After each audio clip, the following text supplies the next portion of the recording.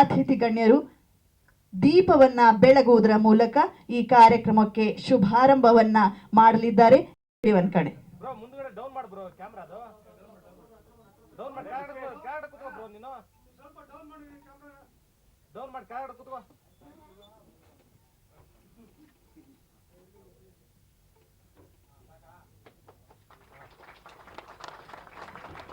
ಮಾನ್ಯ ಸಚಿವರು ಜ್ಯೋತಿಯನ್ನ ಬೆಳಗಿಸಿದ್ವಿ. ಟೀಸರ್ ಬಿಡುಗಡೆಗೆ ನಿಮ್ಮೆಲ್ಲ ಚಪ್ಪಾಳೆಯ ಮುಖೇನ ನಾವು ಈ ಶುಭ ಕಾರ್ಯಕ್ಕೆ, ಅದ್ಭುತ ಕ್ಷಣಕ್ಕೆ ಶುಭವನ್ನ ಕೋರೋಣ.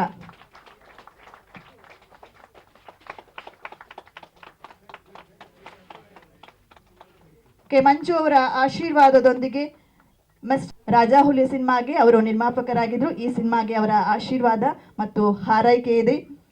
ರಾಜಾ ಹುಲಿ ಸಿನಿಮಾಗೆ ಅಸೋಸಿಯೇಟ್ ಡೈರೆಕ್ಟರ್ ಆಗಿದ್ದಂತಹ ಹೊನ್ನರಾಜ್ ಅವರು ಈ ಸಿನಿಮಾಗೆ ಕ್ಯಾಪ್ ತೊಟ್ಟು. ನೀವು ನೋಡಿದ್ರಿ, ಟೀಸರ್ ಬಿಡುಗಡೆ ಆಗಿದೆ.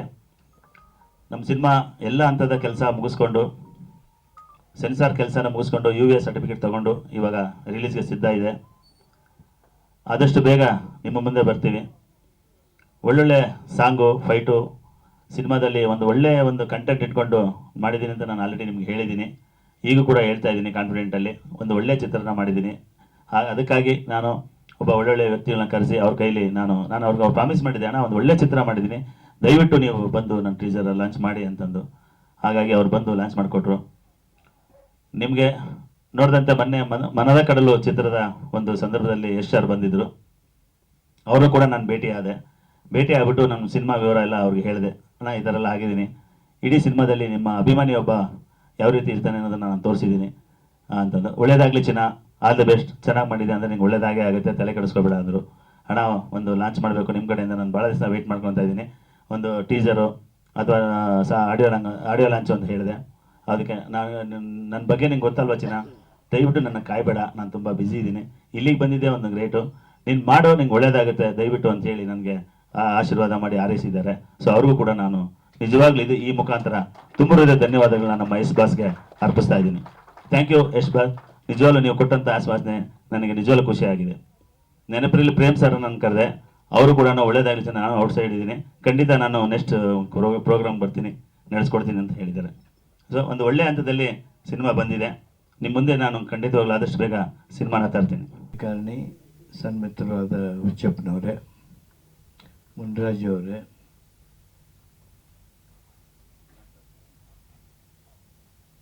ಈ ಮಿಸ್ಟರ್ ಆ್ಯಂಡ್ ಮಿಸಸ್ ರಾಜಾವಲಿ ಚಿತ್ರ ತಯಾರು ಮಾಡಬೇಕು ಅಂಥೇಳಿ ಭಾಳ ಛಲದಿಂದ ಶ್ರಮಪಟ್ಟಿರ್ತಕ್ಕಂಥ ಹೊನ್ನರಾಜ್ ಅವರೇ,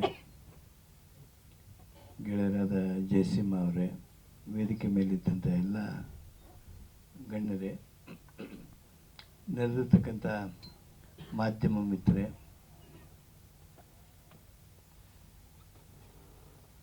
ಸಿನಿಮಾ ಕ್ಷೇತ್ರದಲ್ಲಿರ್ತಕ್ಕಂಥ ಎಲ್ಲ ಗಣ್ಯಮಾನ್ಯರೇ, ಗೆಳೆಯರೇ, ಹೊನ್ನರಾಜು ಬಹಳಷ್ಟು ಆಶೆಗಳನ್ನು ಹೊತ್ತು ಶ್ರಮ ಕೇವಲ ಬೆವರಿನಿಂದ ಮಾತ್ರ ಅಲ್ಲ, ರಕ್ತ ಸುಟ್ಟುಕೊಂಡು ಈ ಚಲನಚಿತ್ರ ಉದ್ಯಮದ ಮೂಲಕ ಯಶಸ್ವಿ ವ್ಯಕ್ತಿ ಆಗಬೇಕು ಅಂಥೇಳಿ ತನ್ನದೇ ಆದ ಕನಸುಗಳನ್ನು ಕಟ್ಕೊಂಡಿದ್ದಾರೆ. ತಾವೆಲ್ಲ ಅವ್ರ ಸ್ನೇಹಿತರೇನಿದ್ದೀರಿ, ಅವರ ಹಿತೈಷಿಗಳು ಹುಚ್ಚಪ್ಪನವರು ಇತ್ಯಾದಿ ಏನಿದ್ದೀರಿ, ನಿಮ್ಮೆಲ್ಲರ ಪ್ರೋತ್ಸಾಹ ನೋಡಿದರೆ ಹೊನ್ನರಾಜ್ಗೆ ಯಶಸ್ಸು ಸಹಜವಾಗಿ ದೊರಕತ್ತೆ. ರಾಜಾವಲಿ ಚಿತ್ರ ಯಶಸ್ವಿಯಾಗಲಿ, ಹೊನ್ನರಾಜುಗೆ ಚಲನಚಿತ್ರ ರಂಗದೊಳಗೆ ಒಂದ್ರ ಮೇಲೆ ಒಂದು ಅವಾರ್ಡ್ ಬರುವ ಹಾಗೆ ನಿಮ್ಮ ಚಿತ್ರಗಳು ರಚನೆ ಆಗಲಿ, ಸಿದ್ಧವಾಗಲಿ, ನಿಮ್ಮೆಲ್ಲರ ಕಲೆಯ ಅಭಿವ್ಯಕ್ತಿ ಈ ಚಿತ್ರಗಳ ಮೂಲಕ ಆಗಲಿ. ಚಲನಚಿತ್ರ ಕ್ಷೇತ್ರದೊಳಗೆ ಹೊನ್ನರಾಜು ಬರೋ ದಿವಸದೊಳಗೆ ಎಲ್ಲ ರೀತಿ ಹೆಸರು ಮಾಡಿಕೊಳ್ಳಿ. ಈಗೇನು ನಾವೆಲ್ಲ ಅಂದ್ಕೋತಿರ್ತೀವಿ ವೈಲೆನ್ಸ್ ವೈಲೆನ್ಸ್ ವೈಲೆನ್ಸ್ ಅಂಥೇಳಿ, ಆದರೆ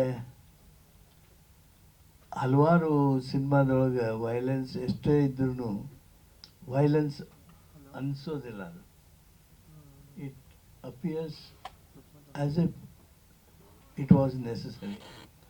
ಈ ಬಾಹುಬಲಿ ಚಿತ್ರದೊಳಗೆ ವೈಲೆನ್ಸ್ ಅಲ್ಲಿ ಆಗುವಷ್ಟು ಬಹುತೇಕ ಭಾಳ ಇತರ ಸಿನಿಮಾಗಳಲ್ಲಿ ಆಗೋದಿಲ್ಲ. ಆದರೆ ಅಲ್ಲಿ ನಮ್ಗೆ ವೈಲೆನ್ಸ್ ಅಂತ ಅನಿಸೋದಿಲ್ಲ. ಕೆಲವು ಸಿನಿಮಾದಲ್ಲಿ ಭಯಾನ ಬರುವಷ್ಟು ವೈಲೆನ್ಸ್ ಇರ್ತದೆ. ಅದಕ್ಕೆ ಅದನ್ನು ಅವಾಯ್ಡ್ ಮಾಡಿ ಜನರಿಗೆ ಮನಸ್ಸಿಗೆ ಒಂದು ರೀತಿ ಸಮಾಧಾನ ನೀಡಿರಬೇಕು. ಅವರ ಭಾವನೆಗಳು ಆಕ್ರೋಶಗಳೇನಿರ್ತಾವೋ ಆ ಆಕ್ರೋಶಗಳಿಗೂ ನೀವು ಈ ಒಂದು ವೈಲೆಂಟ್ ಆ್ಯಕ್ಷನ್ ಮುಖಾಂತರ ಧ್ವನಿ ಸಿಕ್ಕಿರಬೇಕು.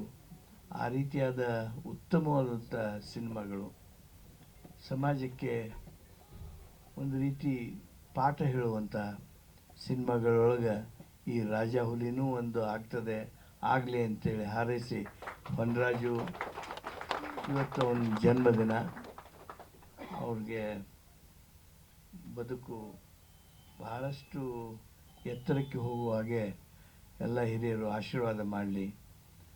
ಹುಟ್ಟುಹಬ್ಬದ ಶುಭಾಶಯಗಳನ್ನು ಹೇಳಿ ನನ್ನ ಮಾತು ಮುಗಿಸ್ತೀನಿ.